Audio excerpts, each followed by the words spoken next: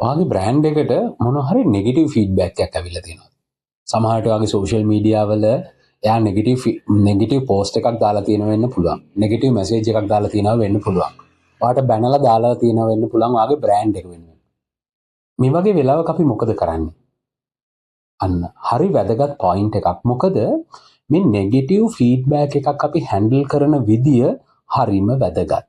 මොකද මේ negative feedback එකක් අපිට ජෙනුවින්ලි හැන්ඩල් කරන්න පුළුවන් නම් අපි උදාහරණයක් විදිහට ගමුකෝ. මෙහෙම හිතන්න ඔයාට කස්ටමර්ගේ ඩිලිවරි එක යවන්න පරක්කු වුණා. ඇත්තටම පරක්කු වෙලා. මොකද ඒකට හේතුව විදිහට තියෙන්නේ ඔයාට ගොඩාක් ලොකු ඕඩර්ස් ප්‍රමාණයක් ඇවිල්ලා. එතකොට ඔයාගේ ප්‍රොසෙස් එක හරියට ස්ට්‍රීම්ලයින් වෙලා නොතිබ්බහම ඔයාට දේවල් මග ඇරෙන්න පුළුවන්. අන්න එහෙම වෙලා ඔයාට මග ඇරිලා.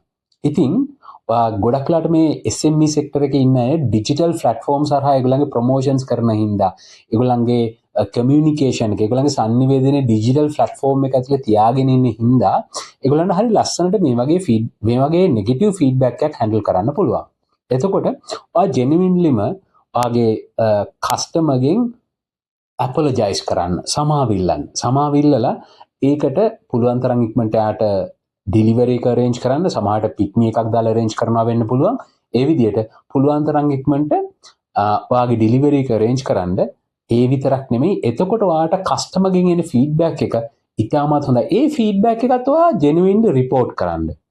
මේ විදිහට සමහර වෙලාවට ඔයාට ඔයාගේ බිස්නස් එක වෙනුවෙන් හම්බෙන්න පුළුවන් හොඳ ඇඩ්වොකේට් කෙනෙක්.